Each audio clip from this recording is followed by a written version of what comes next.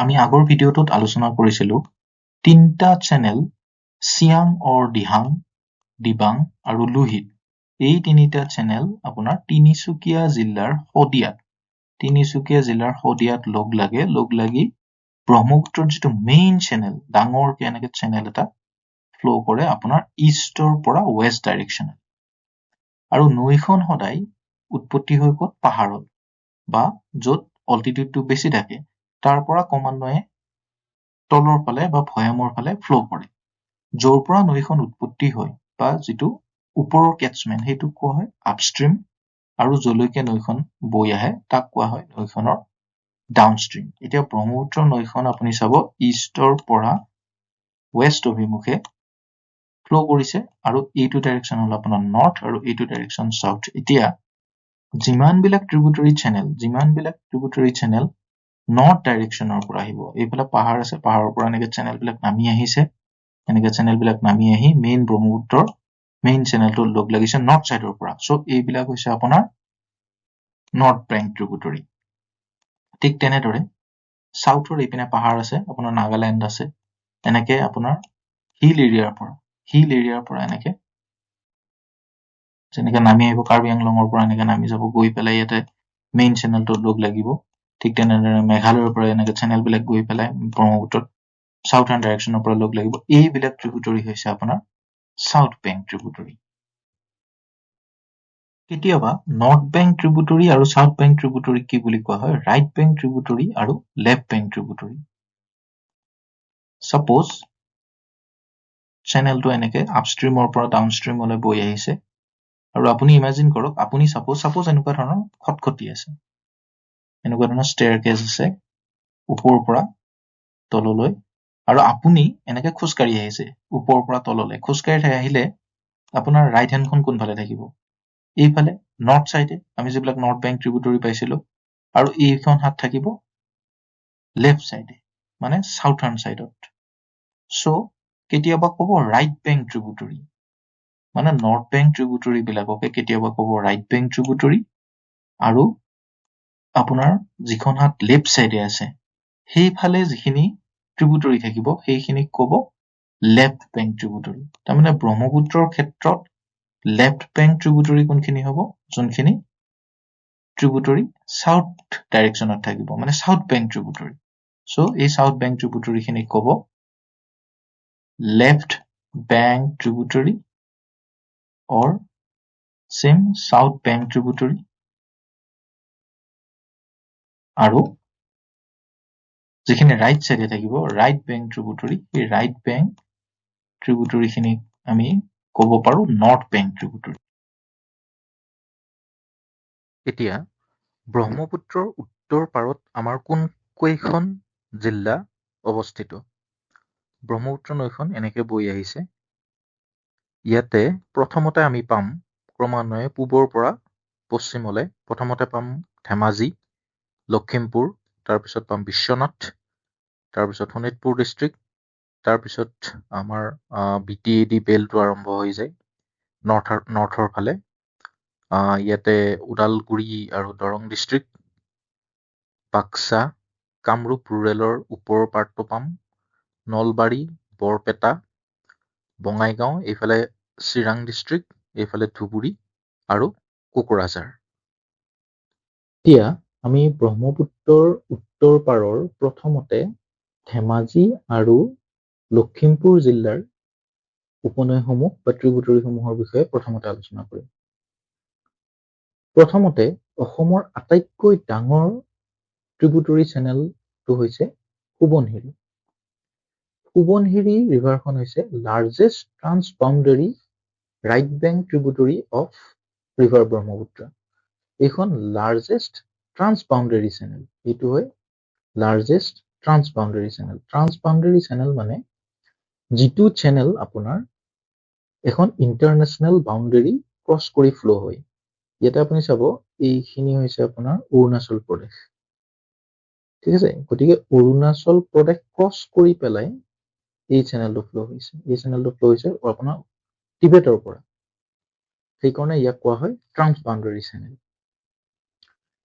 এই নৈখনে আপোনাৰ প্ৰায় 170 kilometre in Tibet, 250 kilometre in Arunachal Pradesh আৰু 86 কিলোমিটাৰ ইন আছাম ট্ৰেভেল কৰে। সোৱণশিৰি নৈখনক কি বুলি জনা যায়? আগতে বৈদিক কালত সোৱণশিৰি নৈখনক কোৱা হৈছিল স্বৰ্ণগংগা বুলি। স্বৰ্ণগংগা বুলি এইকাৰণে কোৱা হৈছিল কাৰণ সোৱণশিৰি নৈখনত সোণৰ যিটো চেকুৰা বা এটা সোণৰ যিটো পাউডাৰী ফৰ্ম, সেই সোণৰ পাউডাৰী ফৰ্ম ইয়াতে পোৱা গৈছিলে। মানে আপষ্ট্ৰীমত কৰবাত ওপৰৰ যিখন টিবেটৰ যিখন পাহাৰ আছে, এই টিবেটৰ ইয়াতে পাহাৰত ইয়াতে কিছুমান জেগাত আপোনাৰ গোল্ড ডিপজিট আছে। গোল্ড ডিপজিট কেনেকে হয়? এইবিলাক বিভিন্ন ধৰণৰ জিঅলজিক বা ভূতাত্ত্বিক কাৰণত আপোনাৰ গোল্ড আপোনাৰ ডিপজিট হয়। এই গোল্ড ডিপজিট বিলাকক মানে নৈখনে কি কৰে?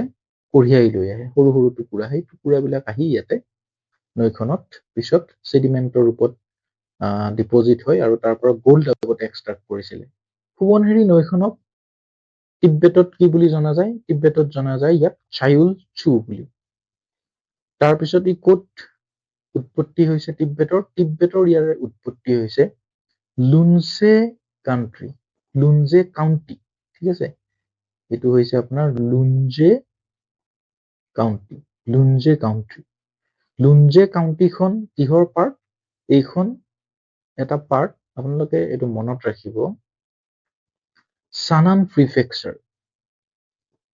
প্ৰিফেকচাৰ বুলি ক'লে একচুৱেলি এইটো আমাৰ যেনেকে ডাঙৰ এখন ৰাজ্যখনৰ ভিতৰত আমাৰ বিভিন্ন ধৰণৰ জিলাবিলাক থাকে, ঠিক তেনেকে ইয়াতে একচুৱেলি টিবেটখন এতিয়া চাইনাৰ আণ্ডাৰত আছে।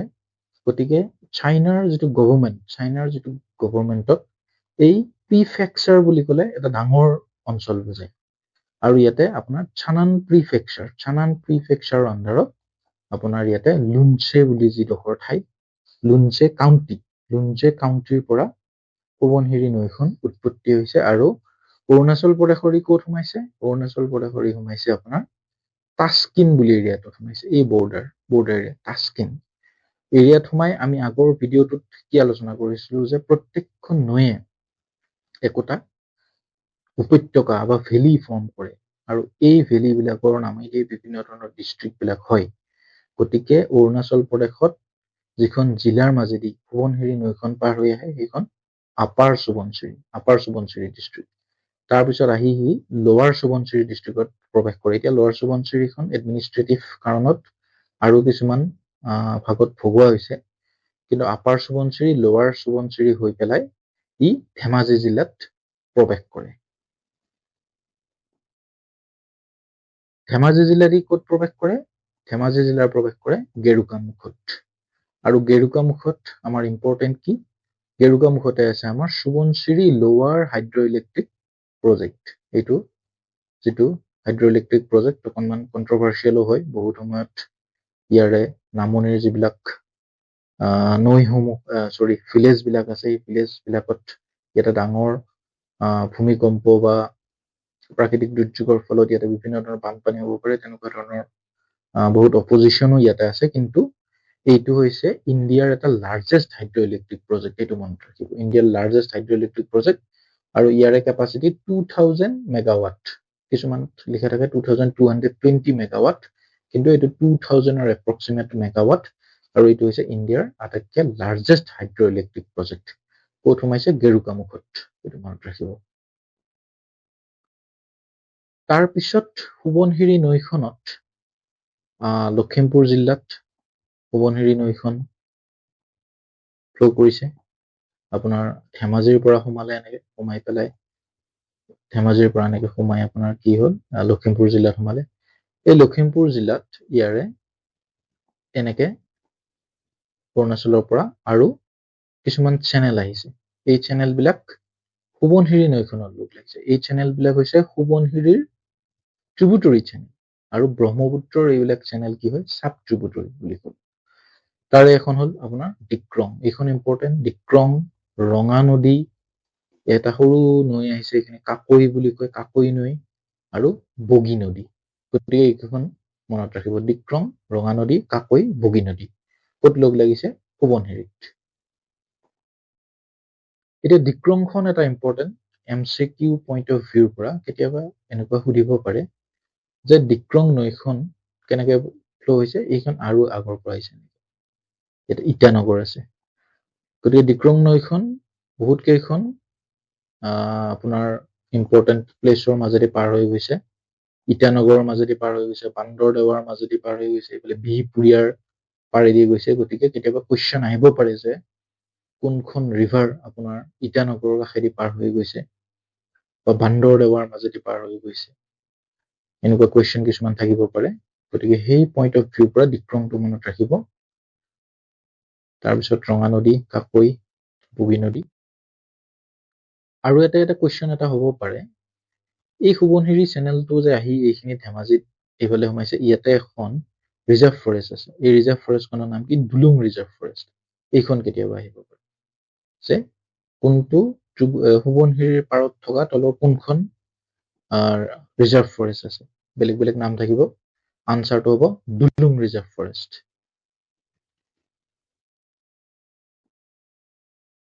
অ'কে, এইখিনিলৈকে চালো আমি সোৱণশিৰিখন। তাৰপিছত আমি এইফালে ধেমাজিত কি কিনো ইম্পৰ্টেণ্ট নৈ আছে আমি চাওঁ।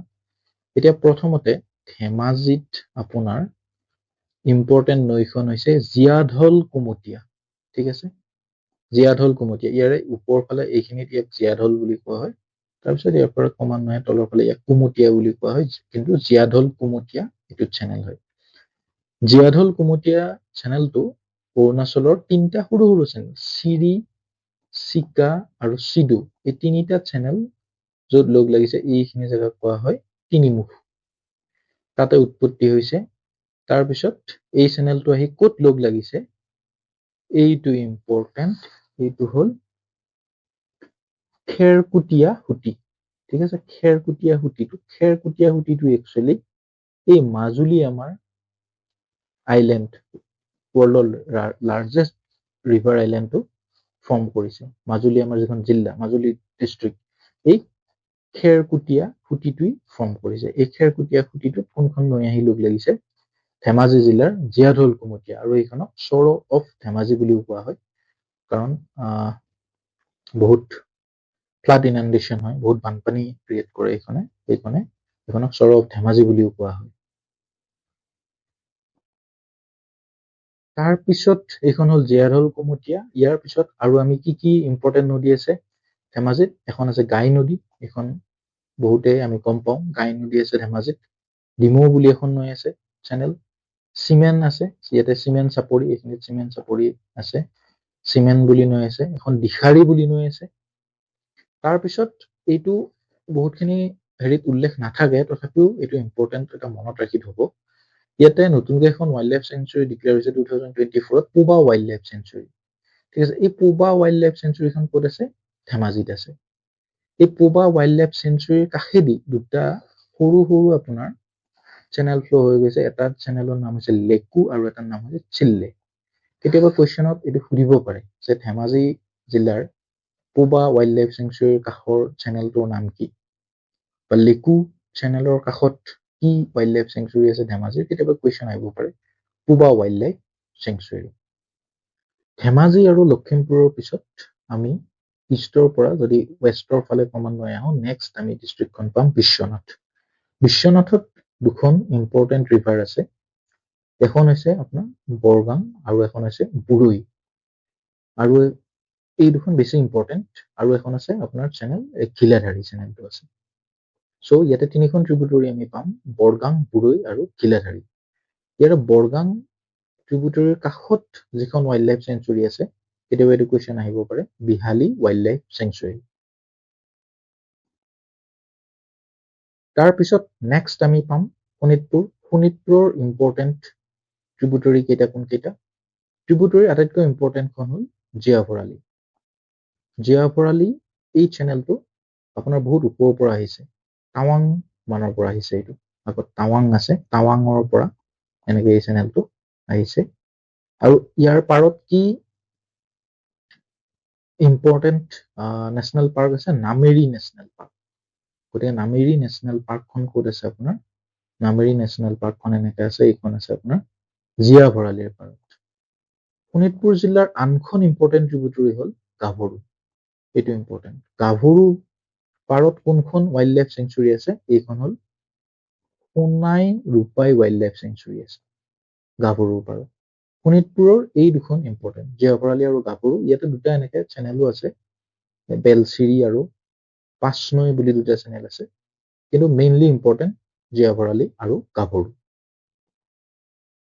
তাৰপিছত নেক্সট ডিষ্ট্ৰিক্ট আহিব আমাৰ ওদালগুৰি আৰু দৰং আগতে দৰংখনে আছিল অবিভক্ত কিন্তু এতিয়া ভাগ ভাগ হৈ ওপৰৰ পাৰ্টটো ওদালগুৰি হ'ল তলৰ পাৰ্টটো দৰং ইয়াতে এখন ইম্পৰ্টেণ্ট চেনেল আছে জীয়া ধনশিৰি চেনেলটো আমি আকৌ গোলাঘাটতো পাম এইখনক জীয়া ধনশিৰি বোলা হয় আৰু এই চেনেলটো আপোনাৰ আহিছে এই ভূটানৰ ফালৰ পৰা ইয়াতে আপোনাৰ আগৰ যিমান চেনেল আছিল তেজপুৰলৈ শোণিতপুৰৰ সেইখিনি চেনেল একচুৱেলি অৰুণাচলৰ পৰা ষ্টাৰ্ট হয় তাৰপিছত আপুনি ভূটানখন ইমান মানৰ পৰা আপোনাৰ ভূটানখন ষ্টাৰ্ট হয় এইফালৰ পৰা এইফালে ভূটানখন থাকে গতিকে এই চেনেল যিবিলাক হয় এই চেনেলবিলাক ট্ৰান্সবাউণ্ডাৰী চেনেলত পৰিব গতিকে আপোনালোকে ওদালগুৰি এই জীয়া ধনশিৰি অনৱাৰ্ডছ আমি এইফালে যিমানখিনি চেনেল পাম এইফালে একদম কোকৰাঝাৰলৈ আমি যিমানখিনি চেনেল পাম টুৱাৰ্ডছ ৱেষ্ট এই চেনেলবিলাক একচুৱেলি ট্ৰান্সবাউণ্ডাৰী চেনেল হ'ব তাৰপিছত ইয়াতে জীয়া ধনশিৰিৰ পাৰত তলৰ ফালে এইফালে ব্ৰহ্মপুত্ৰ নৈখন আছে এনেকৈ ব্ৰহ্মপুত্ৰ নৈখন এনেকৈ ফ্ল' হৈ গৈছে ইয়াতে আছে আমাৰ ওৰাং অভয়াৰণ্য ওৰাং নেশ্যনেল পাৰ্ক ইয়াতে এইখিনিত আমাৰ ওৰাং নেশ্যনেল পাৰ্কখন আছে তোৰ পাৰত আছে জীয়া ধনশিৰিৰ পাৰত তাৰপিছত আৰু দুটা নৈ ইম্পৰ্টেণ্ট অলমষ্ট চেম নোৱা নৈ আৰু ননৈ এইখন আছে আমাৰ ওদালগুৰি আৰু দৰং জিলাত ওপৰৰ পৰা আৰম্ভ হৈছে এনেকে ভূটানৰ পৰা নামি আহিছে ওদালগুৰি হৈ তাৰপিছত দৰং জিলা হৈ এইখিনি উপনৈ ব্ৰহ্মপুত্ৰত লগ লাগিছে অলমষ্ট চেম চিমিলাৰ নোৱা নৈ ননৈ তাৰপিছত আহিব আমাৰ বাক্সা আৰু এইফালে কামৰূপ ৰুৰেলৰ ওপৰ পাৰ্ট আৰু নলবাৰী ইয়াতে এটা চেনেল এই চেনেলটো ইম্পৰ্টেণ্ট এই চেনেলটো হৈছে আমাৰ পুঠিমাৰী এইখন ইম্পৰ্টেণ্ট পুঠিমাৰী নৈখন ইম্পৰ্টেণ্ট পুঠিমাৰী নৈখন কামৰূপ ৰুৰেলৰ মাজেদি বৈ গৈছে পুঠিমাৰী নৈখনত ইয়াতে একচুৱেলি দুটা চেনেল আহিছে এই চেনেলটো দৰং ডিষ্ট্ৰিক্টৰ পৰা ওলাইছে এইখিনিলৈকে কয় শুক্লাই আৰু এইফালে এই চেনেলটো লখাইতৰা বুলি কয় ইয়াৰ পৰা আহিছে এনেকে লখাইতৰা আৰু শুক্লাই এই দুটা নৈ লগ লাগি পেলাই এইখিনিৰ পৰা ইয়ে পুঠিমাৰী চেনেলটো হৈছে তাৰপিছত ইম্পৰ্টেণ্ট এখন নৈ হ'ল আমি চবেই জানো নলবাৰীৰ পাগলাদিয়া নৈ এই নলবাৰীৰ পাগলাদিয়া নৈ নলবাৰী এনেকে বাক্সাৰ পৰা আহিছে ভূটানৰ পৰা আহি এনেকে বাক্সাত সোমাই নলবাৰী জিলাৰ মাজেদি গৈছে এইখন হৈছে পাগলাদিয়া এই পাগলাদিয়াখন আৰু পুঠিমাৰীৰ মাজত এটা চেনেল আছে এই চেনেলটোক কয় বৰলীয়া চেনেল এইটো কেতিয়াবা আহিব পাৰে ইয়াতে তাৰমানে ৰঙিয়া চহৰখন আছে এইখিনিতে কেতিয়াবা কুৱেশ্যন সুধি দিব পাৰে যে ৰঙিয়াৰ পাৰিদি কোনখন ট্ৰিবিউটৰী পাৰ হৈ গৈছে আনচাৰ বিলাক হয়তো থাকিব পাগলাদিয়া পুঠিমাৰী অলপ কনফিউজিং হ'ব পাৰে কিন্তু বৰলীয়া নৈখন এইবিলাক কুৱেশ্যন কেতিয়াবা অকণমান কনফিউজিং কৰি দিব পাৰে আৰু বৰলীয়াখন ওপৰৰ পাৰ্টটো নোমা বুলি কয় বৰলীয়া তাৰপিছত আহিব নলবাৰী গ'ল এইবাৰ বৰপেটাৰ ইম্পৰ্টেণ্ট চেনেল কোনটো পহুমাৰা নৈখন গৈছে আৰু তাতে বেকী নৈখন সোমাইছে এইফালৰ পৰা বেকী নৈখন একদম ওপৰৰ পৰা আহিছে আহি বেকী নৈখন সোমাইছে আৰু এই বেকী নৈখন আৰু মানস বেকী দুইখন লগ লাগি মানস বেকী ৰিভাৰ চিষ্টেম বুলি কয় একচুৱেলি এইটো আৰু এই মানস নৈখন ক'ত সোমাইছে চিৰাং আৰু বঙাইগাঁও বেকী নৈখন বাক্সা একচুৱেলি এইটো বৰ্ডাৰেদি আহিছে আৰু বৰপেটাৰ মাজেদি কোনখন গৈছে পহুমাৰা এই মানস নৈখনত এইফালৰ পৰা এটা ইম্পৰ্টেণ্ট চেনেল আহি লগ লাগিছে এই চেনেলটোক কয় আই নদী এই আই নদীখন ইম্পৰ্টেণ্ট আই নদী ক'ত ফ্ল' হৈছে বুলি যদি সোধে অপশ্যন যদি থাকে কোকৰাঝাৰ চিৰাং বাক্সা আনচাৰ কি হ'ব চিৰাং ডিষ্ট্ৰিক্ট তাৰপিছত আমি একদম আহি ৱেষ্টৰ ফালে পালো আহি বৰ্ডাৰ পালো এইফালে আমাৰ অসম আৰু ৱেষ্ট বেংগলৰ বৰ্ডাৰ এইফালে আপোনাৰ বাংলাদেশ এতিয়া এইখন হৈছে কোকৰাঝাৰ আৰু এইখন ধুবুৰী। এতিয়া ইয়াতে কি কি ইম্পৰ্টেণ্ট নদী আছে?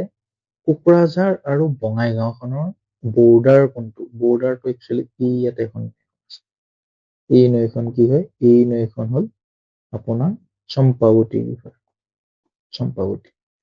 তাৰ কাষত আছে গৌৰাংগ, টিপকাই আৰু আমাৰ অসমৰ বৰ্ডাৰত কোনটো নৈ ফ্ল' হৈ গৈছে এনেকে?